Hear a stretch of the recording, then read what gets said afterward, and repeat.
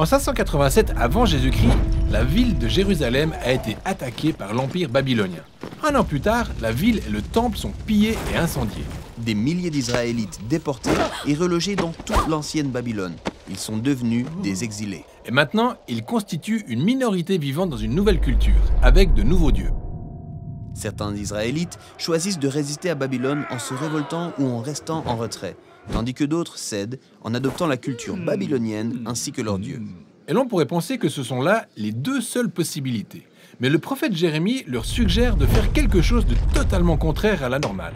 S'installer, construire des maisons, planter des jardins, se reproduire et, plus surprenant encore, rechercher le bien-être de Babylone et prier le Seigneur en sa faveur. Un troisième mode en quelque sorte? Exactement. Ce n'est ni un compromis, ni une révolte. Alors, qu'est-ce que c'est en réalité? Eh bien, il y a tout un livre dans la Bible qui s'étend sur cette question, l'histoire de Daniel.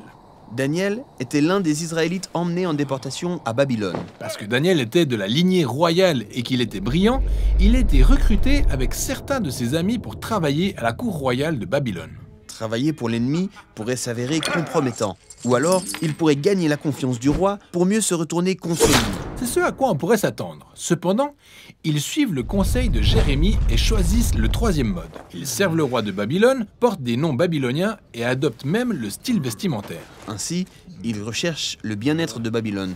Mais en le faisant, ne sont-ils pas tout simplement en train d'abandonner leur héritage? C'est ce qu'on pourrait penser, mais en réalité, ce n'est pas le cas.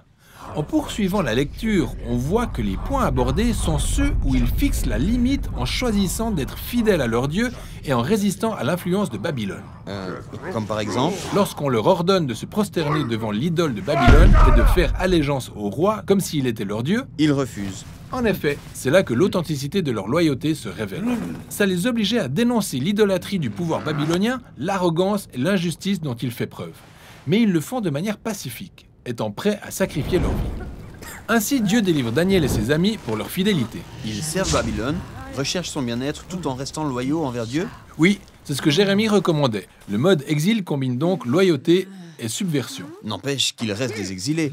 Mais Daniel et ses compagnons ne désirent-ils pas rentrer chez eux? Ouais, en fait, Daniel pensait que Dieu allait envoyer un roi pour renverser Babylone et instaurer un véritable royaume de paix. À quel moment pensait-il que ce dirigeant viendrait? Eh bien, au départ, il pensait que ce serait au cours de sa vie. Mais il a eu un songe dans lequel il a compris qu'après Babylone, un autre empire oppressif émergerait. Puis un autre, puis encore un autre. Et comme prévu, Babylone est tombée. Le peuple d'Israël est reparti sur son territoire, mais à présent, ils sont dirigés par les successeurs de Babylone. Alors, ils ont gardé l'état d'esprit de l'exilé, attendant que leur véritable terre natale leur soit à nouveau accessible. Et ils ont continué à pratiquer la même loyauté et subversion vis-à-vis de chaque nouvelle version de Babylone qui émergeait. Ce qui nous conduit à l'ère de Jésus. C'est l'empereur romain César qui gouvernait au temps de Jésus. Alors que certains Israélites résistaient, d'autres ont capitulé et adopté la culture romaine avec ses dieux. Mais regarde comment Jésus a poursuivi la même loyauté subversive que Daniel. Notamment lorsqu'il a dit « Il faut payer l'impôt à César, rendez-lui son argent ». Mais il a aussi dit « Ne prenez pas César pour Dieu. Celui qui mérite toute votre dévotion et votre allégeance, c'est Dieu. » Donc la voix de Jésus suit aussi ce même mode qui combine loyauté et subversion? Oui, tout comme il l'a enseigné à ses disciples d'aimer et même de bénir leurs ennemis. Il a été arrêté pour avoir dénoncé les chefs religieux corrompus de Jérusalem et de Rome. Il a révélé leur idolâtrie du pouvoir et ça lui a coûté la vie. Mais Dieu l'a glorifié en le ressuscitant des morts et en l'élevant comme le véritable roi des nations. Ah, le roi que Daniel avait tant espéré. En effet, Jésus a promis qu'un jour son royaume viendrait s'établir. Mais en attendant, ses disciples perpétuent le mode exil. Ouais, c'est pour ça que l'apôtre Pierre appelle les disciples de Jésus des étrangers et des exilés sur terre.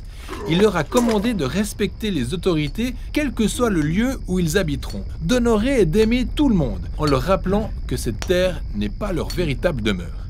Ils vivent toujours à Babylone. Mais non, ils n'y vivent plus puisque Babylone n'existe plus. Ah non, elle n'est plus. Mais dans la Bible, Babylone est devenue un symbole décrivant toute institution humaine qui exige une allégeance dans sa redéfinition du bien et du mal, empreinte d'idolâtrie. D'accord.